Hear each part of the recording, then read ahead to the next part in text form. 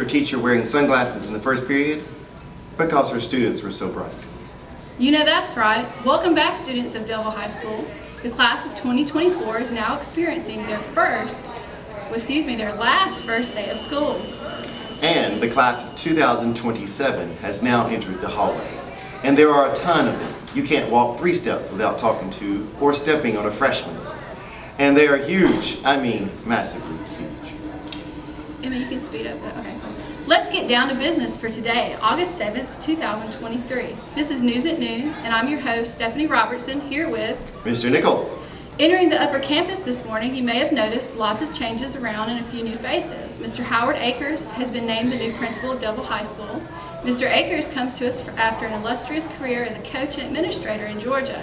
He is the 3rd high school principal in the last 20 years, which is an outstanding feat for the city of Daleville. Make sure you take a moment and introduce yourself when you see him at break and at lunch. Miss Angela Fulford will be serving as the assistant principal on both the middle and upper campus. We won't see her much on this side of campus for the next few weeks because she's covering Miss Roberta Bronson's medical leave. Miss Bronson, the new middle school principal, will be returning from her cancer surgery the week of the very first football game. Look out for a full report and interviews with our new staff members later in the week. There have been changes made to the bus pickup schedules in the morning. We mention these to you because you may have younger sisters and brothers that you get to and from school. Wyndham Elementary School is now on the same schedule as Daleville Middle and High School. They will begin accepting students in the morning at 7:20 a.m. The morning bell at the high school rings at 7:35. Class begins at 7:40. Those of you dropping off siblings at WS have 2 options. You can drive at the carpool lane at Wyndham at 7:20 and then proceed to the high school campus, or you can reduce stress and come to the high school at around 7:05 to place your sibling on the first bus. Those buses pull out of the high school at 7:20 each morning. Doing this may reduce your stress level. Please see Mr. Akers or Mr. Folsom if you need to do this so that you are on the time to the high school in the morning. They will have to speak with the bus driver to help you make this happen. In the morning, the buses pick up at DHS, DMS, and then travel to WES. In the afternoon, it reverses. High school students dropping off middle school students in the morning may go ahead and park at the front of the high school. Middle school students can walk through the middle campus. Bus timings for pickup and drop-off will continue to adjust over the next few days. We suggest to start looking out for your bus around 6:30 in the morning. Drivers are assigned streets. They pick up students standing by the road as they see them, so being outside is a must. The drivers will give you your paperwork during the first day. Be aware that some adjustments can be made to reduce the travel time and crowding over the next few weeks. Afternoon bus routes are the same way. There have been some bus changes over the summer. Due to an increase in enrollment, high school and middle school students will not be picked up or dropped off by the bus if they live in the neighborhoods surrounding the high school. The full list is posted by the front office. Elementary students have 2 pickup locations listed for those neighborhoods. One is DHS and the other is at the intersection of Cypress Street and Daleville Boulevard. Check the list if this applies to you specifically. Teachers will be covering the school handbook today during first period in homeroom. Make sure you notice our changes to the dress code, the addition of the Alternative Learning Center, and the new cell phone use policy. We will also cover these tomorrow to reduce confusion. Grade level dress code meetings will begin today with the freshmen first. Teachers with predominantly 1 grade students should attend with their classes. You'll hear an all call and also receive a remind message in the teacher group to let you know what time and what grade level. They will proceed in quick succession as allowed by the bell schedule, break, and lunch. Cell phones can be used between classes, at break, at lunch, and before and after school. They will be taken up at the beginning of each period and returned to you at the end of each period. AirPods can be used at those times as well. Students are still not allowed to make videos nor take photos during those time periods. Students not adhering to those new cell phone policy will proceed through the disciplinary system outlined in the code of conduct. Make sure you don't waste your warning on a cell phone. You may do something incredibly stupid later in the year and need that warning to keep you out of ISS and the Alternative Learning Center. Also, don't ruin us being able to listen to music on our pods during lunch. The vape detectors are still in every bathroom and they work. They send a text message to each administrator's phone so that the outside hallway video can be checked.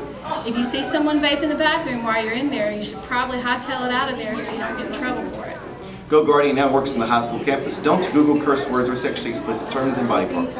It also sends text messages to the admin and identifies your Chromebook inventory number. Lockers will not be sold this year. Students are allowed to carry book bags. Book bags can be searched at random, so don't start carrying weird stuff. A lot of us prefer this policy, so don't be the kid that ruins it for the rest of us. Parking passes are available in the front office for $25. Before purchase, you must provide a copy of your license, your tag number, and a copy of your insurance card. Forms can be picked up from the front office. Parking is limited at the front of the school, so make sure you don't wait. Parking spaces will not be reserved for you. They are first come, first served. The tardy bell rings at 7:40 each morning. The first bell rings at 7:35. Make sure that you're on time. In accordance with the State Department of Education rules, DCS cannot assign credit based on excessive, unexcused absences. This means that you need to be here. When you have an appointment, you need to make sure that you turn in an excuse within that same week. The state of Alabama recognizes 10 days as being a marker of excessive truancy. Don't let yourself get into that situation. Excuses are turned in to the black box by the front office. Bell schedules are posted in each classroom. Take a picture of it and keep it for your use. Mr. Coach Wyndham is now the break keeper. He's got all the snacks you want and need to reduce the prices.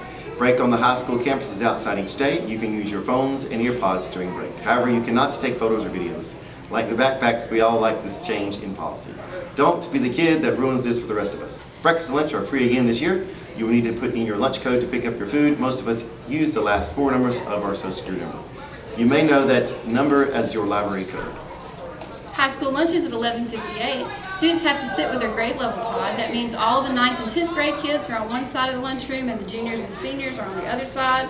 To go to the bathroom during this time, you'll have to ask permission from your homeroom teacher. Senior off-campus lunch begins today for students who have turned in their off-campus lunch form. Those forms should be turned into your homeroom teacher. A reevaluation of eligibility for that program occurs at progress report time, so make sure that you're passing each class. Students should be aware that the front office has issued you 5 passes for each class to use to go to the restroom each semester. That's 35 passes in all. Use them responsibly. School ends at 3:03 each day. Currently the bells are off. They are being reprogrammed at this exact moment. Class schedule changes can be requested by using the digital request form. QR codes for this are posted all over campus. Do not go to Ms. Virgil's office. She is enrolling new students today. Tomorrow, after lunch, she'll begin to adjust senior schedules. Juniors, sophomores, and freshmen will then proceed in that order. AI has customized your schedule based on the formal request you made back in the spring. Homeroom groupings have changed. Make sure you look at your schedule. Adjustments were made so that the homerooms could begin pursuing career certifications in a wide range of fields. Your personal homeroom Warhawk Way teacher can give you more information on available programs. Varsity volleyball tryouts are happening this week. Tryouts are in the old gym after school on August 7th, 8th, and 10th. Email the coach, Bloomer R, at delville.k12.al.us. That's 2 R's. One for his last name, Bloomer, and one for his first name. Pictures for the fall meeting guide are going to be taken Thursday night beginning at 4:30. Singers from every organization should stick around and get a photo taken together for each. This will be available from Dunaway Studios at the end of the week. Media guide ads are available to businesses or individuals. Interested parties should see Ms. Robertson for a form. The cheerleaders have already released a game theme schedule. It is posted outside Ms. Strickland's room. Stop by and check it out so that you can get into the game. Daleville City Schools has finally made the forced transition over to final site. You may have noticed that the old site went down during the 2 weeks of band camp and the new site appeared. Changes continue to be made daily. The publications class is assisting in this project. If you have any ideas on how to make it more useful, stop by and see a cool and scroll member. But don't see them until the end of next week because there are obvious changes that need to be made after the conversion. Teachers are reminded to send out a list of missing students to guidance. Students not attending today are automatically unenrolled by state law and will have to be re-enrolled later. We need to make sure our records are perfectly accurate. Additionally, we should count the number of students present in the first period and send that number to the guidance to state count. Currently, DCS enrollment looks to be over 75 people. That's almost 4 entire teacher units that will be available this next academic year. In the meantime, you may find some of your classes more full than people living in the Barn Hills Cliff. Lunch for today is a corn dog, green beans, fruit, brownie, and milk. Breakfast for tomorrow is a Pop-Tart, cheese sticks, fruit cup, juice, and milk. Lunch for tomorrow is a burger with toppings, vegetarian beans, ranch chips, fruits, and assorted milk. That's all the announcements today. Go Warhawks!